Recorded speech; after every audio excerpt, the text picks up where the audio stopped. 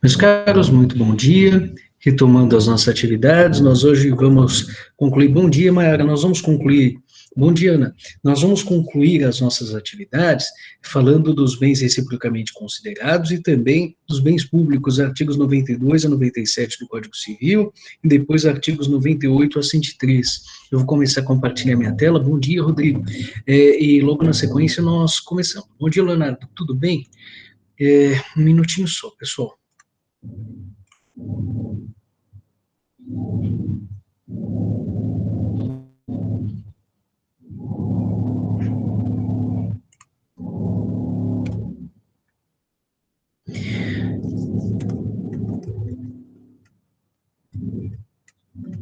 Muito bem. Então vamos começar com o artigo 92 do Código. Ele diz o seguinte: principal é o bem que existe sobre si, abstrata ou concretamente. Acessório aquele cuja existência supõe a do bem principal. Os bens principais, nós poderíamos designá-los como autorreferenciados, ao passo que os bens acessórios podem ser considerados como heterorreferenciados. Quando eu me deparo com um televisor, é lógico que se torna mais confortável para mim utilizá-lo lançando mão do controle remoto.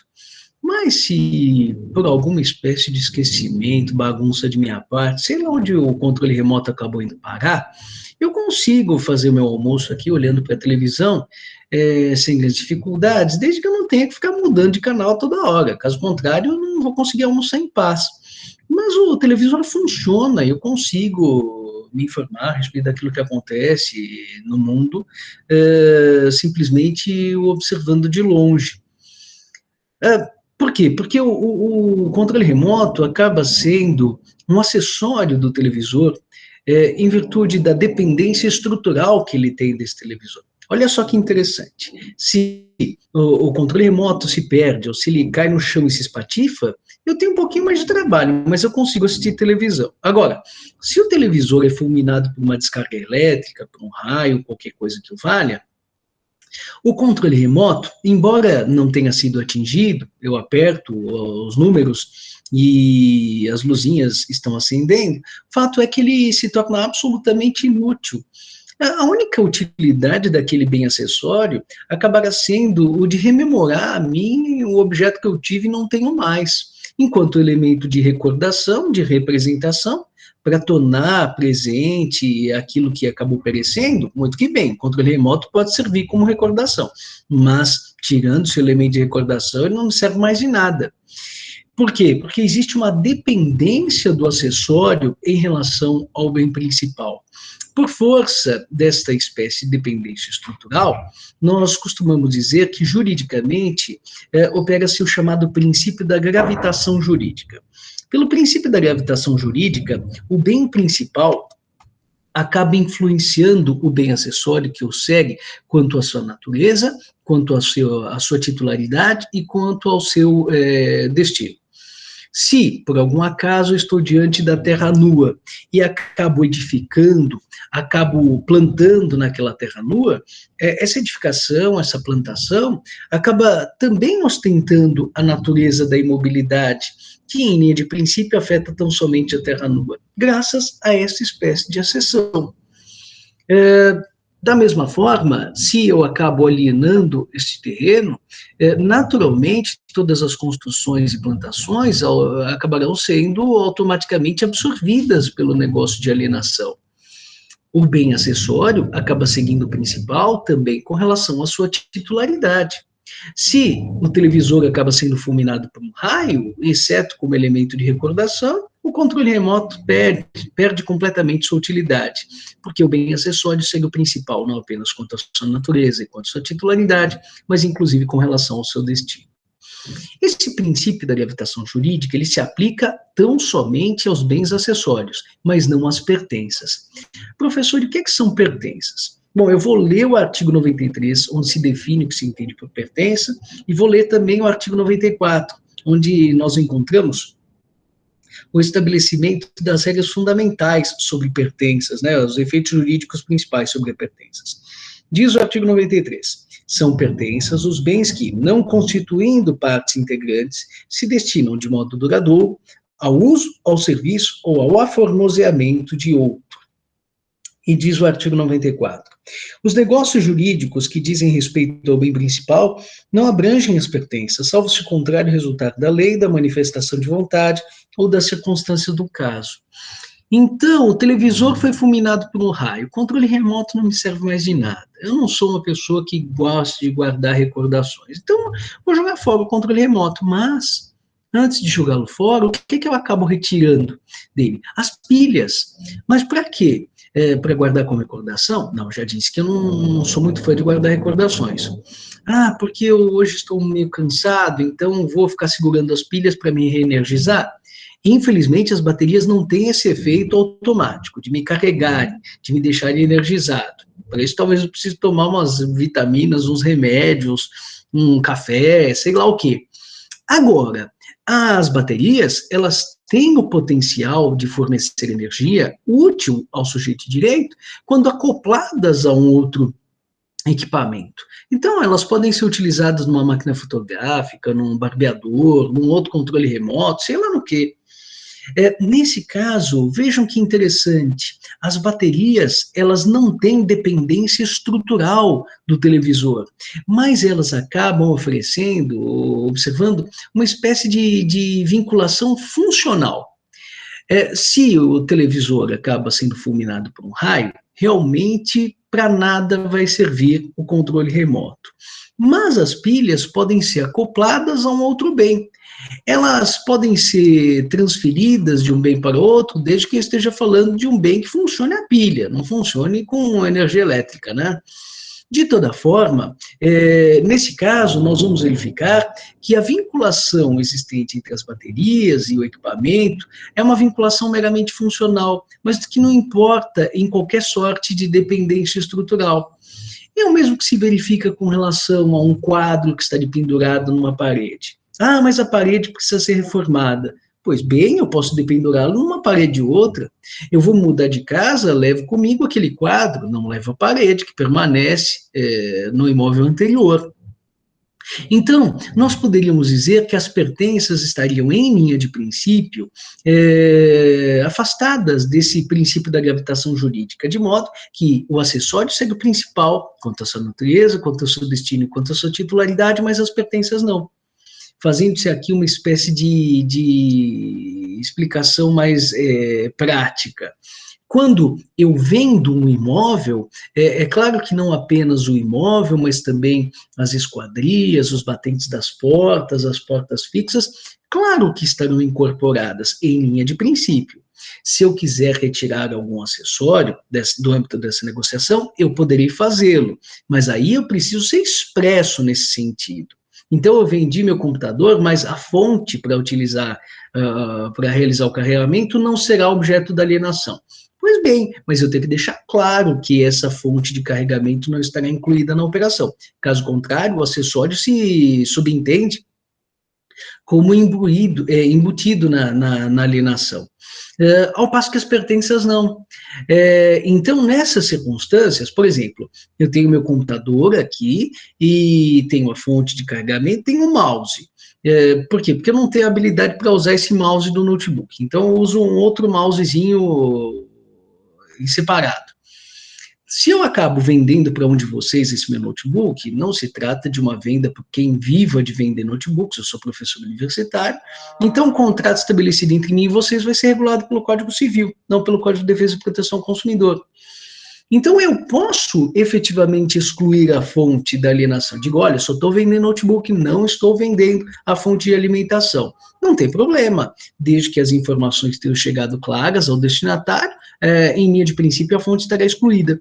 E o mouse? O mouse o professor não excluiu da operação, então automaticamente está abrangido, não é isso? Não, porque o mouse não corresponderia a uma espécie de acessório, corresponderia a uma pertença. É lógico que eu não vou conseguir utilizar meu mouse para ligar o liquidificador da cozinha. Ele precisa estar vinculado a um objeto para que eu consiga dele extrair alguma utilidade, mas ele tem alguma independência com relação a esse equipamento. Se o notebook acaba sendo destruído, eu vou utilizar a fonte como? Realmente o acessório acaba ficando prejudicado. Então, essa espécie de dependência estrutural caracteriza o bem acessório, e não caracteriza a pertença, que simplesmente está vinculada funcionalmente, e se subentende que os acessórios estão automaticamente incluídos na operação e as pertenças não.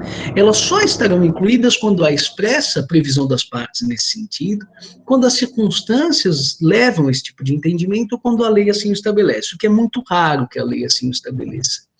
Vamos imaginar, por exemplo, que eu esteja a falar de armários. Os armários de um imóvel estão incluídos na operação, sim ou não? Bom, professor, depende de que armários estejamos a falar. Exato.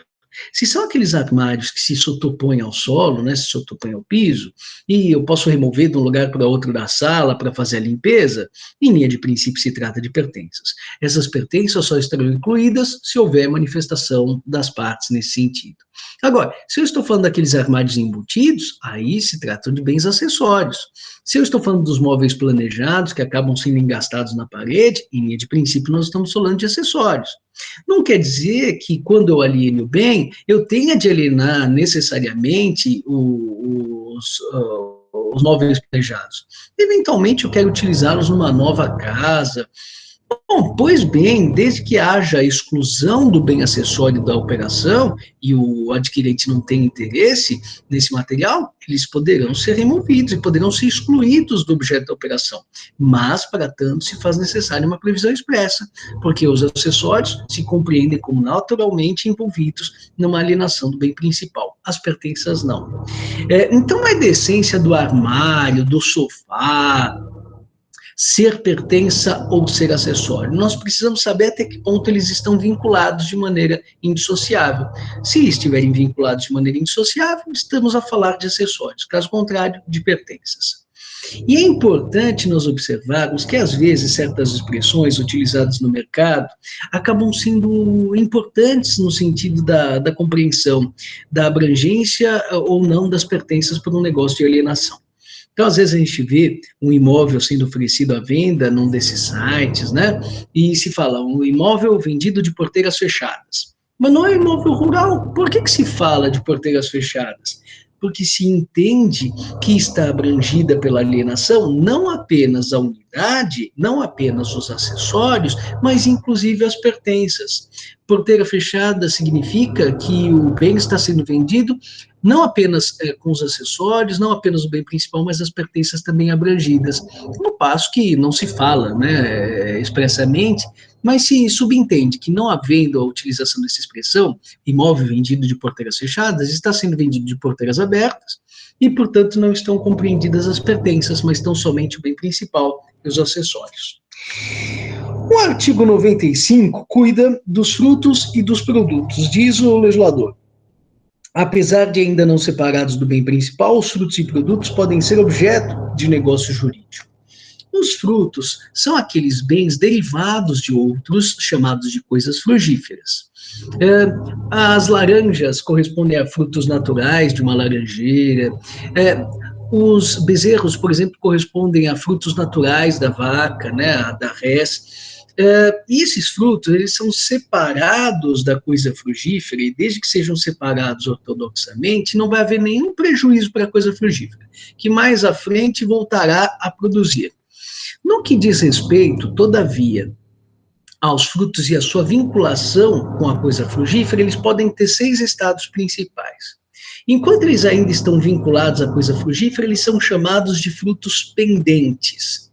Quando eles já poderiam ter sido separados, mas a pessoa deixa aquele fruto amadurecer e quase que apodrecer no pé, está preocupado com outras coisas, aí nós dizemos que o fruto acaba sendo chamado de percipiento. Já poderia ter sido separado, mas ainda não foi.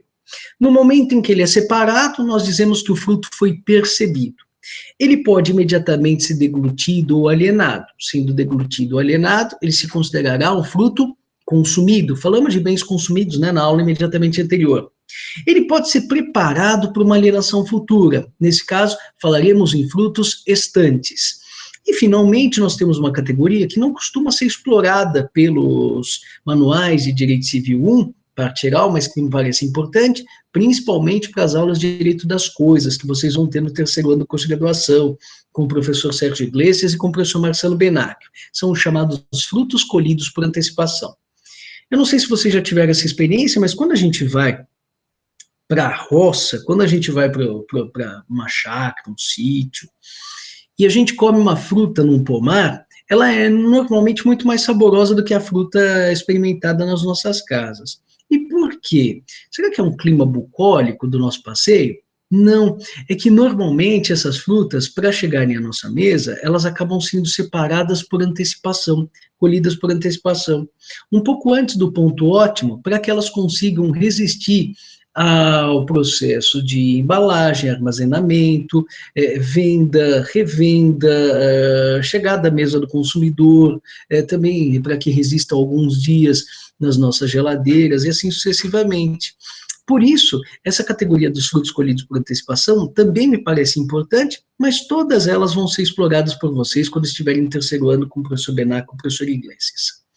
É de se observar que aqui eu falo na laranja, que eu falo no bezerro, estou falando dos frutos naturais. Também pode haver o caso da utilização dos chamados frutos industriais, que pressupõem alguma espécie de intervenção humana. Então, podemos falar no trigo, que acaba sendo beneficiado, também podemos pensar na laranja, que é transformada em compota, no leite, que acaba sendo transformado em queijo. Então, existe uma participação humana nesse particular. E existem os frutos que mais me encantam, que são chamados frutos civis, que são aqueles que só existem juridicamente, eles não existem do ponto de vista fenomênico. Então, o imóvel posto em locação vai render aluguéis, os aluguéis seriam frutos, e o imóvel é coisa frugífera. A propriedade intelectual licenciada pode render royalties, os royalties seriam os frutos, e a propriedade intelectual licenciada é coisa frugífera. O dinheiro posto e investido em uma aplicação pode render rendimentos, oferecer rendimentos de tempos em tempos, que corresponderiam aos frutos, e o dinheiro investido à coisa frugífera. Uma quantia emprestada pode render frutos, os juros corresponderiam a frutos, e o montante emprestado, a quantia mutuanda, acaba sendo considerada coisa frugífera. Os dividendos são frutos das ações, os lucros são frutos das cotas dos sócios. Então, aqui nós vamos encontrar frutos que não têm existência física perceptível pelos sentidos. Mas ainda assim, desde que o capital principal não acabe sendo atingido, periodicamente esses frutos, numa maior ou numa menor medida, né, tudo a depender das contingências de mercado, mas eles acabam aflorando. Diferente da situação dos produtos, os produtos, por mais que sejam escrupulosamente extraídos da coisa principal, num processo bastante cuidadoso, mais cedo ou mais tarde eles implicarão no esgotamento da coisa principal. É o caso da retirada de metais de uma mina. Normalmente, quando se fala em usufruto, se permite, por parte do usufrutuário, a exploração não apenas dos frutos, mas também dos produtos. Tudo a depender daquilo que for estabelecido no usufruto, como vocês vão ver com os professores de direito das coisas. Mas, de toda forma, existe uma diferença central entre os frutos e os produtos. Os frutos acabam sendo produzidos periodicamente, sem desgaste para a coisa frugífera. Já os produtos são extraídos num processo que, a médio ou longo prazo, acaba redundando no esgotamento. As benfeitorias estão disciplinadas nos artigos 96 e 97, sendo que eu vou começar a leitura pelo 97, falando daquilo que não se entende por benfeitorias, e depois eu vou tratar das diversas modalidades de benfeitorias previstas no artigo 96. Diz o 97. Não se consideram benfeitorias os melhoramentos ou acréscimos sobrevindos ao bem, sem intervenção do proprietário, possuidor ou detentor. Professor, como é que a gente pode definir benfeitoria? A melhor definição de benfeitoria me parece ser melhoramento. O melhoramento ou acréscimo corresponde a um expediente que implica na valorização de um determinado bem. Mas aqui não se trata de uma valorização, um melhoramento decorrente de fato jurídico em sentido estrito, de um evento da natureza. Não. Essa benfeitoria pressupõe necessariamente uma atuação humana, seja do proprietário, seja daquele que se porta como se o proprietário fosse, seja do fâmulo da posse, do servidor da posse, o mero detentor. Alguém deve ter atuado sobre um objeto, proporcionando-se valorização, aumento de utilidade. Se uma chuva torrencial recai sobre a minha fazenda e acidentalmente se for um açude, nós não estamos diante de uma benfeitoria. Estamos diante de um melhoramento. Estamos diante de uma valorização, mas não de uma benfeitoria, porque não existe origem humana nesse tipo de ato. O artigo 96 cuida das diversas modalidades de benfeitorias. Ele diz, as benfeitorias podem ser voluntárias, úteis ou necessárias. Eu vou analisar os parágrafos na ordem inversa. Diz o parágrafo 3º, são necessárias as que têm por fim conservar o bem ou evitar que se deteriore. Se eu vou fazer uma viagem, ficar 2 anos fora do país, e na primeira semana imediatamente posterior à minha saída, ocorre uma chuva torrencial aqui em São Bernardo do Campo, o meu imóvel acaba sendo destelhado, a reforma do telhado promovida por um vizinho de boa vontade acaba sendo considerada uma benfeitoria necessária. E por quê? Se não tivesse sido promovida, provavelmente depois de 2 anos eu encontraria o imóvel em ruína. Nesse caso, nós coisa. Na benfeitoria útil, segundo as coisas se operam de maneira diferente. Está dito, são úteis as que aumentam ou facilitam o uso do bem. Então, se eu tenho um imóvel com 2 grandes dormitórios, eu pretendo subdividir um desses dormitórios em 2 dormitórios menores, desde que não haja nenhuma proibição em convenção de condomínio, qualquer coisa que o valha, claro que estarei diante de uma valorização do imóvel. Se eu sou proprietário de um imóvel no centro de São Paulo, que tinha uma vaga de garagem muito ampla, porque antigamente os automóveis eram muito grandes, e eu quero transformar aquela grande vaga numa vaga menorzinha, mas eu quero naquele meu sobrado, também haverá possibilidade de reforma, e neste caso eu estarei a valorizar o imóvel. Agora, não se trata de uma benfeitoria necessária, porque se não houvesse a subdivisão do grande cômodo em 2 cômodos menores, ou a redução do tamanho da garagem para uma garagem menor, mas acompanhada de um depósito, ainda assim nós estaríamos diante de um bem que não pereceria. Então, a benfeitoria útil, ela tem o propósito de aumentar a utilidade e de valorizar o bem. Guardem isso que eu disse, ela tem o propósito de valorização. Parágrafo 1º, ação voluntária, as de mero deleite ou recreio, que não aumentam ou sejam de elevado valor. Os exemplos que os manuais de direito civil acabam oferecendo são da piscina, do heliporto, da quadra de tênis. É lógico que, em linha de princípio, se esses acréscimos acabam sendo feitos em uma casa de campo, estamos diante, ao que tudo indica, de benfeitorias voluptuárias. Ao que tudo indica. Por quê? Porque, às vezes, a piscina não foi feita para uso do próprio titular. Então, Estevão morre de medo de água, está traumatizado, porque quando era criança quase se afogou. Mas ele sabe que várias propriedades estão à venda naquele condomínio, e só que ele sabe que nenhuma das propriedades postas à venda tem piscina. Aí ele resolve fazer uma piscina, não para uso próprio, da uso da sua família, não, para que ele consiga vender talvez mais rápido, inclusive com maior valor agregado aquele imóvel. Nesse caso, por mais que pudesse parecer à primeira vista que uma piscina fosse uma benfeitoria voluptuária, nesse caso acabará sendo compreendida como uma benfeitoria necessária. A depender do contexto, não é da essência da piscina, benfeitoria voluptuária. Na famigerada piscina. Um minutinho só, Ana. Um investimento numa piscina vai ser uma benfeitoria necessária, útil ou voluptuária? Depende. Para a piscina lá da casa de campo, seria uma benfeitoria voluptuária, em linha de princípio.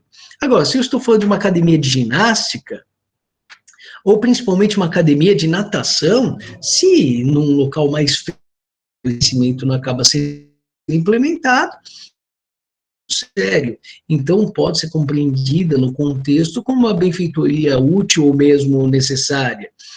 heliporto, que pode ser uma excentricidade, numa casa de campo, de veraneio, pode ser considerado como uma benfeitoria útil no caso de uma fazenda em local distante, ou mesmo de um grande espigão, né, de um grande empreendimento imobiliário em uma região muito movimentada da cidade. Ou seja, eu preciso considerar as circunstâncias para saber se estamos a tratar benfeitoria necessária, útil ou voluptuária, tá bom? Diga lá, Ana, por gentileza. Bom dia, professor. Outra coisa Bom dia. tipo assim, uma benfeitoria voluptuária é um acréscimo que diferencia o bem de outro? Tipo, no caso de alienação de um imóvel, por exemplo? Pode ser entendido assim? Ele pode diferenciar, mas o propósito é de tornar mais agradável a utilização do bem, né? Então, eu acabo tornando prazerosa a utilização quadra de tênis, existe alguma espécie de elemento diferencial, e que normalmente está atrelado a tornar mais agradável a utilização da coisa, inclusive com efeito reflexo de diferenciá-lo de outros imóveis ou de bens existentes em mercado, inclusive havendo um incremento de valor. Exatamente por isso que eu fiz questão de destacar a questão do propósito, né, na minha fala sobre benfeitorias úteis. Quando eu construo uma piscina para a diversão da minha família durante os finais de semana, estou diante de uma benfeitoria voluptuária. Quando eu construo uma piscina com a finalidade de torná-la a propriedade diferente das demais, aumentar a sua utilidade, seu potencial de venda, aumentar o seu valor, aí eu estou diante de uma benfeitoria útil. Nós precisaremos saber, e se eu apresentar isso em questão a vocês, em uma questão de avaliação, normalmente haverá uma dica no enunciado da questão dizendo, olha, o Estevam que morre de medo de nadar, construiu uma piscina simplesmente para conseguir vender o imóvel mais fácil. Aí a gente já sabe que não é para uso do Estevam, não é para seu prazer. Então, nessas circunstâncias, não seria uma benfeitoria voluntária, seria uma benfeitoria útil. Ficou um pouquinho mais claro? Ficou, professor. Obrigada. Imagina, que isso, estou sempre às ordens. Eu vi que alguém também mandou uma pergunta pelo chat, eu já vou responder as perguntas. Se for necessário, por favor, me interrompam pelo microfone. Caso contrário, pelo chat eu vou fazer análise no final da aula, tá bom? Professor. Oi, diga lá, Laura. Manda bala. Eu só queria que eu fiquei confuso na parte que, se não for feita pela ação humana, a benfeitoria não é benfeitoria, que seria outra coisa. Isso, seria um melhoramento, seria um acréscimo, mas não seria considerado como uma benfeitoria. Isso é importante, Laura, sabe por quê? Mas isso vocês só vão estudar com os professores no terceiro ano, não comigo. Se eu, por exemplo, arrendei a minha fazenda para um arrendatário e ele fez uma espécie de benfeitoria útil, fez uma açude, no momento em que eu acabo retomando, normalmente eu tenho de verificar o que constava do contrato de arrendamento, mas talvez as benfeitorias possam ser indenizadas, as úteis. Inclusive, para que se faça benfeitorias, muitas vezes é necessária a autorização por parte do próprio arrendador. Agora, se essas intervenções acabam sendo feitas pela própria, se essas alterações acabam sendo feitas pela própria natureza, sem qualquer espécie de ingerência do elemento humano, não adianta o arrendatário querer alguma espécie de indenização por um trabalho que não foi dele, foi uma espécie de ocorrência natural que favoreceu o Estevam, mas que não tinha deixado de ser proprietário. Eu simplesmente aluguei, eu não vendi a fazenda, né, eu simplesmente arrendei para um arrendatário e eu retomarei, fim do arrendamento, aquele imóvel no estado em que ele se encontrar, sem a necessidade de pagamento dessas melhorias ou acréscimos naturais. Agora, em se tratando de melhorias ou acréscimos artificiais, derivados do trabalho humano, no caso de benfeitorias, eventualmente pode ser previsto alguma sorte de indenização. Ficou um pouquinho mais claro? Ficou, obrigada. Imagina, que isso. Quanto aos bens públicos, nós temos artigos 98 a 103 do Código. Diz o artigo 98, são públicos os bens do domínio nacional pertencentes às pessoas jurídicas de direito público interno, Leia-se: União, Estados, Território, Distrito Federal, municípios, autarquias, associações públicas, bem como todas as outras entidades de caráter público criadas por lei, inclusive as submetidas ao regime jurídico de direito privado. Ponto e vírgula. Todos os outros são particulares, seja qual for a pessoa que pertencerem. Bens pertencentes às pessoas naturais, às pessoas jurídicas de direito público externo, como os estados estrangeiros e as organizações internacionais, ou pertencentes às pessoas jurídicas de direito privado, sociedades, associações, fundações, entidades religiosas, partidos políticos, empresas individuais de responsabilidade limitada, são todos bens particulares.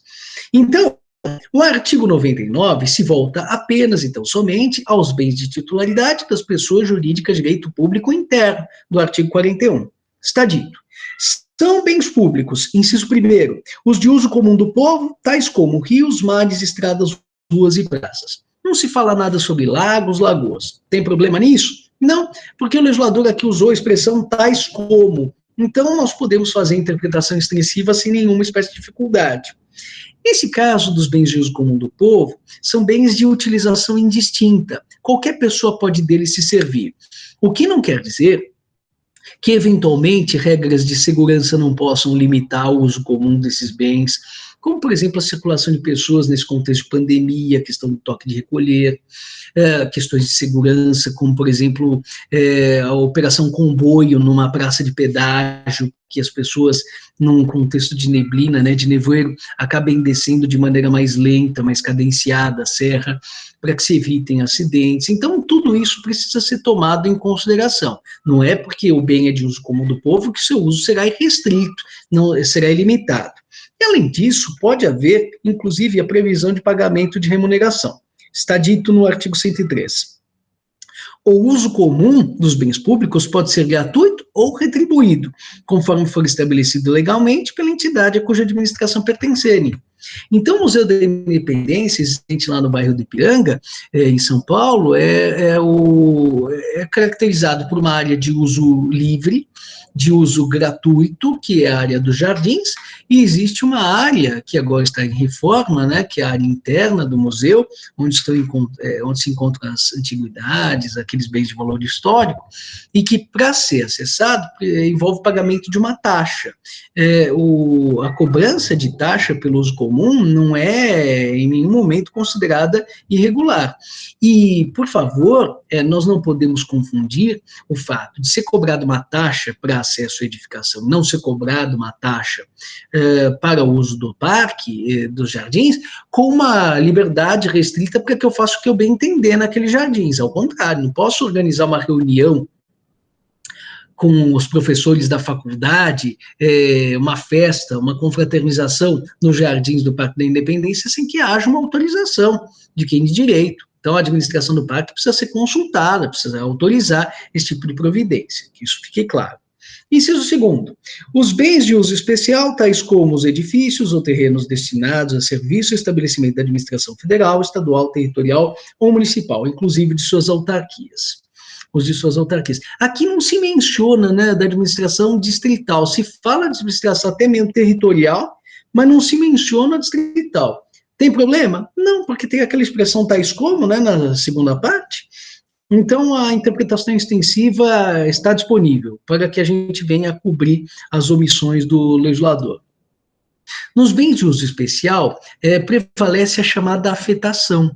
Então, por exemplo, a edificação da Faculdade de São Bernardo do Campo está afetada à prestação de serviços educacionais.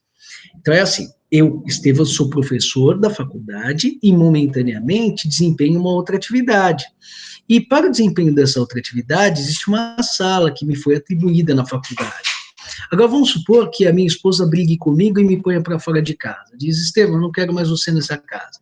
Será que eu posso ir à Faculdade de São Bernardo do Campo, pernoitar lá, levo o meu cobertorzinho, meu travesseiro, falo, vou dormir aqui? Não posso.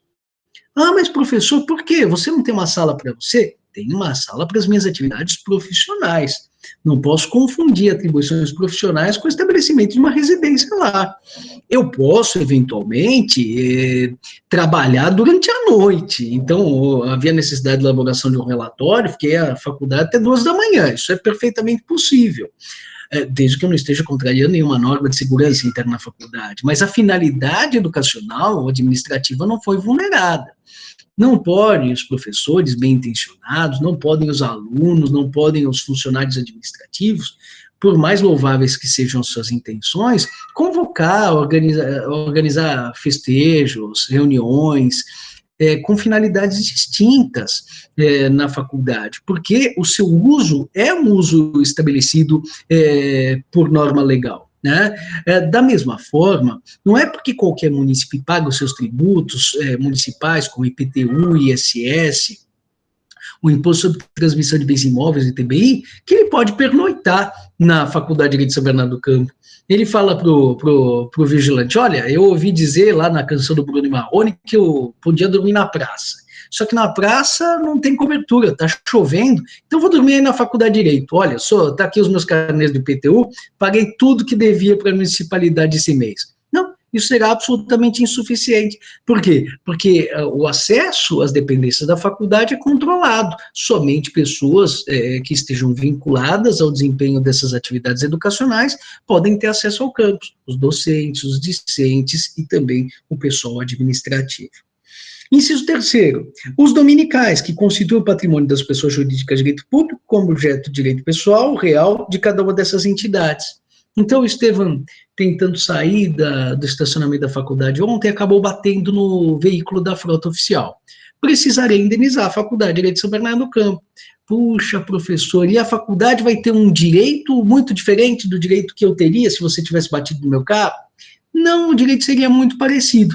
Na verdade, é que os direitos da faculdade seriam direitos subjetivos públicos, bens públicos e, portanto, indisponíveis, diferentemente dos bens particulares.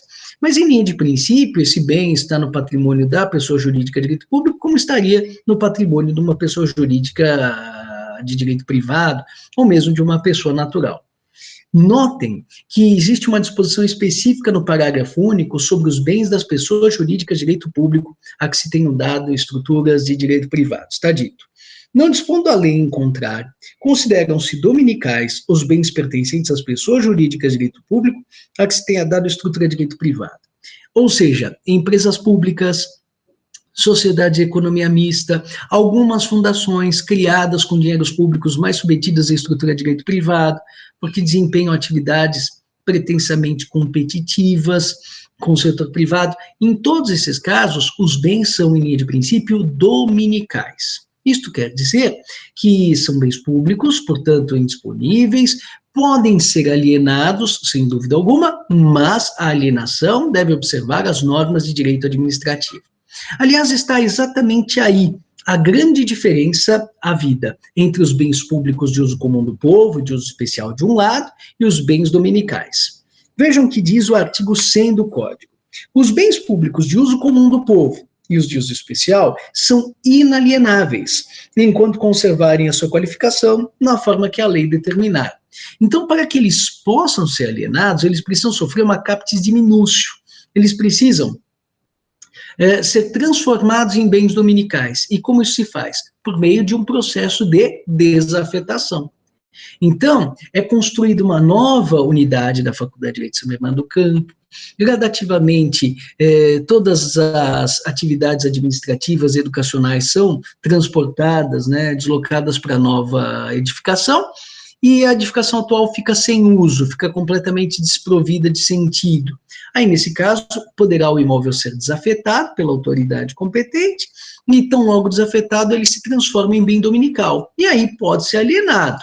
Só que alienado de acordo com as normas estabelecidas pelo direito administrativo, que vocês vão estudar daqui 2 anos com o professor João Antunes dos Santos Neto e com a professora Priscila Sparapani. Está dito. Artigo 101. Os bens públicos dominicais podem ser alienados, observadas as exigências da lei. Então, eles podem ser alienados, sim, mas mediante observância das normas de direito público que vocês vão estudar em direito administrativo. Para encerrar, artigo 102. Os bens públicos não estão sujeitos ao uso capião, uma vez que o artigo 113 já tinha coligado com o artigo 99, inciso 1º, né? Eu tive a ocasião de falar a respeito de usucapião com vocês, logo nos primeiros contatos que tivemos. Vocês vão estudar isso com o professor Elcio Madeira, com o professor Ramos Steinwacher, prescriptio longi temporis, prescriptio longissimum temporis, ao usucapio propriamente, e vão estudar isso com o professor Marcelo Benacchio e com o professor Sérgio Iglesias em Direito Civil 3. Eu, quando comecei o curso, devo ter perguntado assim, a chuva cai lá fora é juridicamente relevante? E logo depois de ter perguntado isso, eu devo ter falado do artigo 121 do Código Penal, matar alguém, 6 a 20 anos de reclusão, e logo depois eu devo ter mudado a regrinha de direito penal para o artigo 1238 do Código Civil. A usucapião é uma forma de aquisição da propriedade imóvel ou imóvel, caracterizada pela posse prolongada durante um intervalo expressivo de determinado bem. Essa posse precisa ser contínua, precisa ser incontestada, precisa ser com intenção de ser dono, mas, além de tudo, ela precisa se voltar a uma coisa passível de aquisição por usucapião, uma res habilis. Na verdade, os requisitos são tempus, res habilis e possessio, né? Para a usucapião ordinária, ainda se faz necessária a presença do justo título e da boa-fé. Mas a res habilis é uma coisa passível de aquisição por usucapião, e os bens públicos são considerados insuscetíveis de aquisição por usucapião. Então, eu posso permanecer 60 anos no imóvel público, ainda assim não conseguirei usucapi-lo. E isto por uma previsão proibitiva constante, não apenas do artigo 102 do Código Civil, mas inclusive dos artigos 183 e 191 do texto constitucional. Só que notem que, nesse caso, os artigos 183 e 191 da Constituição Federal vedam a aquisição por usucapião de imóveis públicos urbanos no 183 e rurais no 191, mas não se fala nada na Constituição sobre o usucapião de bens móveis. Isto quer dizer, se eu pretender transformar os bens imóveis públicos em bens usucapíveis, eu preciso lidar com a autoridade competente, eu preciso modificar a Constituição. Agora, se eu quiser transformar os bens tão somente móveis em bens passíveis de usucapião, aí não haverá necessidade de modificação do texto constitucional. Bastará a modificação da lei ordinária, com a supressão, a revogação do artigo 102 do Código Civil. Bom, com relação à aula de número 11, era isso que eu gostaria de falar com vocês. Deixa eu tentar tirar a dúvida da Ana aqui. Um minutinho só, Ana. Tá bom. Professor, uma pessoa que vende apartamento mobiliado, uma venda com as pertenças? Exatamente, muito bem, Ana. Quando as pessoas falam venda de porteiras fechadas ou venda de apartamento mobiliado, estão vendendo o bem imóvel, os acessórios e as pertenças conjuntamente. É exatamente isso. Diga, Ana, por gentileza. Professora, eu queria saber de uma questão de um bem particular. Tipo assim, uma pessoa mora... Você está me ouvindo? Agora estou ouvindo, diga lá. Por exemplo, eu queria saber da venda, apropriação por uso ou capião de um bem particular. Sim. Por exemplo, uma pessoa mora num apartamento há mais de 40 anos, só que ela não é proprietária. Juridicamente, ela poderia recorrer para ser proprietária por uso ou capião ou não? Depende das circunstâncias, viu, Ana? Se a pessoa já estiver na posse desse bem a título precário, reconhecendo a titularidade de outra pessoa, como, por exemplo, por força de um contrato de locação, por força de um contrato de comodato, em linha de princípio, não haverá a possibilidade de caracterização do usucapião. Só será possível a caracterização do usucapião se ela está na posse de um bem que pertence a outro, mas é uma posse exercida com animus domini, com a intenção de ser dono. Aquele que possui na qualidade de locatário, de inquilino ou de comodatário, reconhece o direito do comodante, reconhece o direito do senhorio do locador. Então, nesse caso, haverá posse para o direito brasileiro, civil brasileiro, não haverá posse para o direito romano. No direito romano, o locatário, o arrendatário é considerado um mero detentor. No caso do direito civil brasileiro, ele é considerado autêntico possuidor, isso é importante, fique claro. Nisso, o direito romano e o direito civil não falam a mesma língua, eles acabam se diferenciando. Mas numa coisa estão de acordo, não haveria a possibilidade de usucapião nas duas hipóteses. Apenas e tão somente aquele que acaba ingressando em um imóvel sem que haja relação entre si e o titular daquele bem. Ou se essa relação inicialmente existiu, mas a partir de um determinado momento houve uma inversão do ânimo da posse, né? Então o sujeito era locatário, mas a partir de um determinado momento deixou de pagar os aluguéis, exatamente porque queria adquirir o imóvel por usucapião. Bom, mas aí haveria necessidade de uma espécie de inércia por parte do proprietário durante muito tempo. Mas então a posse é necessária, mas não é suficiente para a caracterização, para viabilizar a aquisição da propriedade particular por usucapião. Precisa ser uma posse qualificada, contínua, incontestada e com a intenção de ser dono, que incida sobre uma res habilis e durante um intervalo expressivo. Isso para usucapião extraordinário do artigo 1238. É que a temática é bem complicadinha mesmo, bem complexa, para que você tenha uma ideia. Só no Código Civil, penso eu que existam 9 hipóteses de usucapião diferentes, né? Afora aquelas previstas em matéria imobiliária na legislação extravagante, como o Estatuto da Cidade, e assim sucessivamente. Tudo bem? Muito obrigada, professor. Imagina que isso. Bom, meus caros... Professor, Oi, diga favor, lá, Carlos. eu acabei ficando um pouco com dúvida ainda em relação à questão da Ana também, sobre o usucapião. Acho que na aula passada o senhor comentou sobre imóveis abandonados. Aí, nesse caso, seria possível ainda o usucapião, se a pessoa retornasse depois de, não sei, quantos anos mais ou menos, assim, para... Então, Carlos, aí que eu falo para você, vai depender do regime jurídico. Do 1238, são 15 anos, e no parágrafo único 10 anos, se houver alguma espécie de obra caracterizadora de benefício, né, de fim econômico-social atribuído àquele imóvel, se houvesse estabelecido a moradia familiar. Se o imóvel tiver dimensões inferiores a tantos hectares ou a tantos metros quadrados, salvo engano, 250 metros quadrados, também o prazo acaba sendo menor nos termos dos artigos 1239, 1240.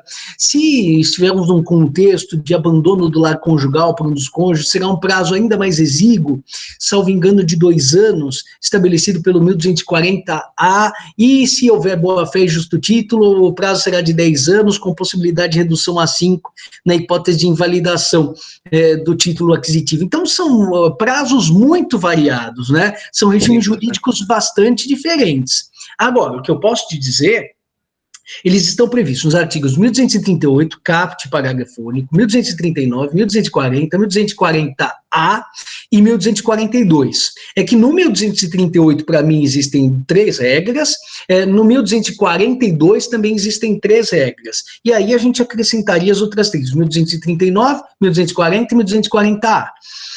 Cada uma com requisitos próprios, né? Agora, uma coisa eu posso te afirmar, isso ainda na estrada que eu observei a Ana. Se esse imóvel tiver sido deixado abandonado, poderíamos dizer assim, é que o abandono em sentido técnico-jurídico tem um sentido próprio, né? É um afastamento formal. Se o imóvel está descuidado, vamos dizer assim, o proprietário não exerce a posse, e uma pessoa que não tem vinculação com ele pratica atos possessórios, se porta como se fosse autêntico proprietário, em linha de princípio, estaremos diante, sim, de uma hipótese de virtual aquisição por usucapião, exceto se nós não estivermos diante de res habilis, como no caso dos bens públicos.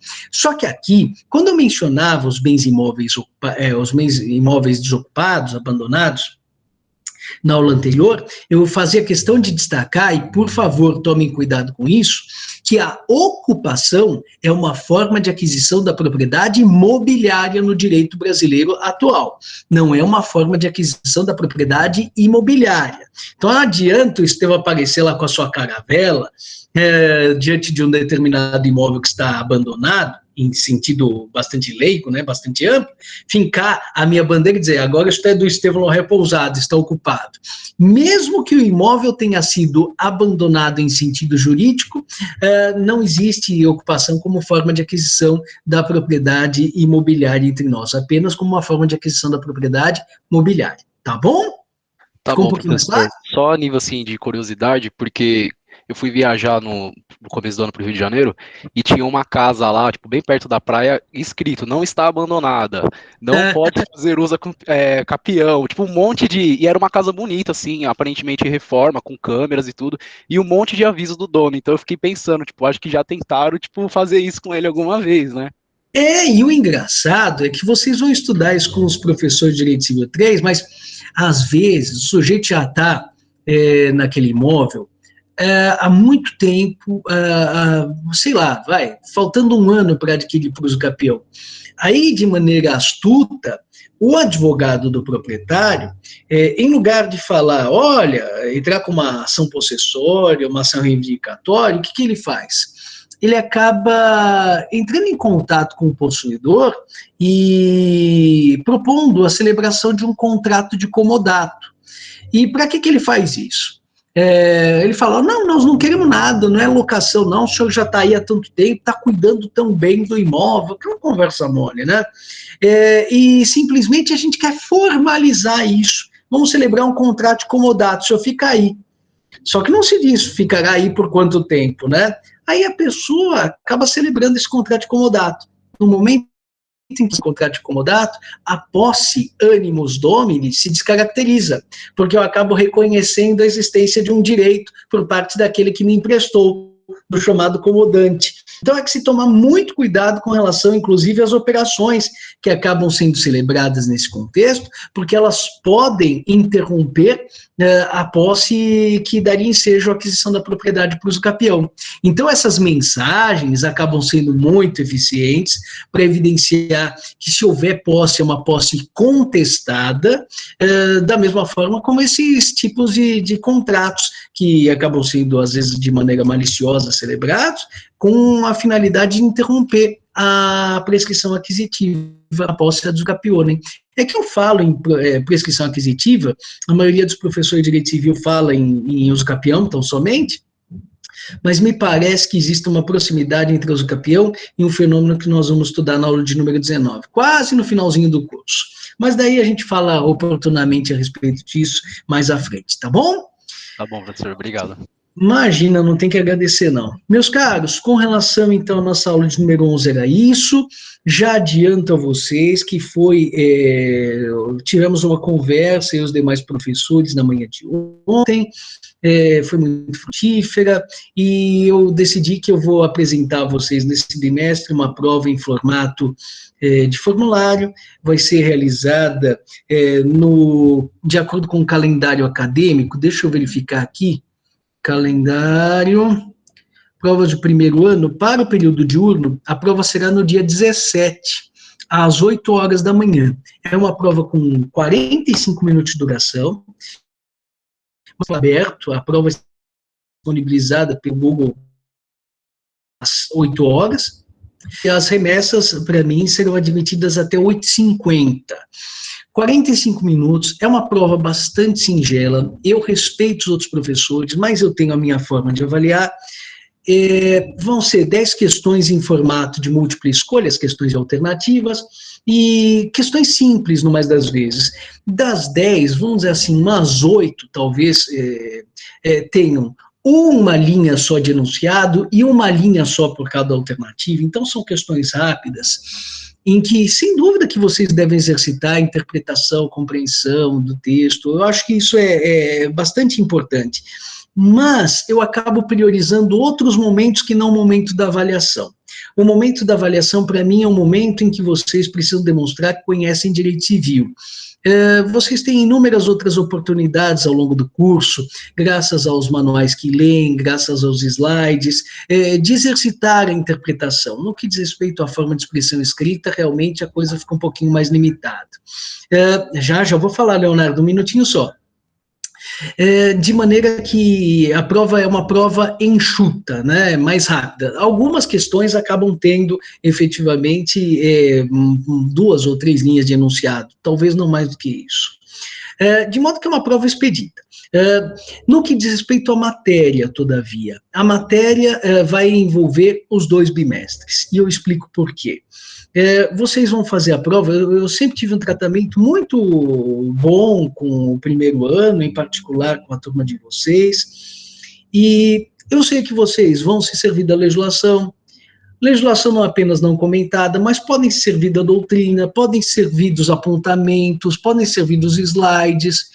Eu não gostaria, mas eu sei que no final das contas eu não posso impedi-los de se comunicarem entre si, de modo que as ferramentas que estão ao meu alcance acabam sendo, principalmente, eu explico, parto de determinadas premissas, né? Principalmente o tempo de avaliação. Se eu fizer uma avaliação em 2 horas, provavelmente todos vão acabar tirando 10, embora o tempo de 45 minutos seja mais do que suficiente para a realização da prova. E, além disso, eu considero que seria oportuno que a gente abordasse ao longo do ano a matéria de todo o ano. Então, nós vamos fazer o seguinte a partir de agora. Segundo bimestre é uma situação sui generis, né? Metade da prova vai valer a matéria do bimestre, a outra metade a matéria anterior, que no caso do primeiro bimestre. No terceiro bimestre, metade da prova vai ser a matéria do terceiro bimestre e a outra metade dos 2 bimestres anteriores. No quarto bimestre, metade do valor da prova, matéria do quarto bimestre, e a outra metade dos 3 bimestres anteriores. Com a finalidade da gente tentar privilegiar realmente a matéria do bimestre em questão, mas ao mesmo tempo não legitimar um descarte automático das matérias dos bimestres antecedentes. Então, para a nossa prova, cairão todas as aulas, da aula de número 1 à aula de número 11, exceto a aula de número 3, aquela aula que eu já falei para vocês, que só eu gosto, de introdução histórica ao direito civil brasileiro. E, como eu disse, são questões bastante simples. Graças a esses meios automatizados aí de correção, provavelmente eu vou conseguir disponibilizar para vocês o resultado da avaliação de maneira muito breve. Mas eu gostaria que tivessem claro que pode haver, isso vai depender do que vier para mim como resultado da avaliação, pode haver alguma espécie de discrepância entre a nota do Google Classroom e a nota do sistema e-notas. Eu já expliquei isso a vocês quando fiz a vista da primeira prova. Se isso acontecer, é sinal de que houve talvez algum acréscimo a vocês no e-notas, que é a nota que constará do prontuário, e a nota do Google Classroom é o aproveitamento que efetivamente vocês acabaram tendo na minha matéria. Mas Deus queira que as notas sejam absolutamente idênticas. Eu não gostaria de ter de lançar mão de qualquer expediente nesse sentido. O Leonardo me pergunta, professor, um minutinho só, o senhor poderia dizer até que aula a matéria da prova será feita? Essa aula de número 11 estará na prova? Sim, todas as aulas, inclusive até a aula de número 11, tá, Eduardo?Tirando a aula de número 3, tão somente. Diga, Ana. Era isso que eu ia perguntar da aula de número 3, tá ótimo. Não, a aula de número 3 não, tá? A aula de número 3 estão todos dispensados, apenas estão somente eu, nem em casa que o pessoal aguenta essa aula de número 3, mas é uma aula que para mim é bastante importante. Mas de resto, todas as aulas, tá? Eu gostaria de agradecer a vocês pela atenção dispensada durante esse bimestre segundo, durante todo o semestre. Ficam dispensados da segunda aula dessa semana, e na semana que vem havia a previsão de alguns dias de atividade letiva. Eu não sei se no caso de vocês haveria, acho que no primeiro dia, já na quarta-feira, já estaríamos em prova. De toda forma, para que haja um tratamento isonômico entre as turmas, eu fico à disposição dos alunos, sem dúvida alguma, mas não ministrarei aulas na próxima semana. E se tiverem qualquer dúvida, entre em contato por meio do estevam.pousada@direitosbc.br, com E no começo, N no final, .pousada@direitosbc.br.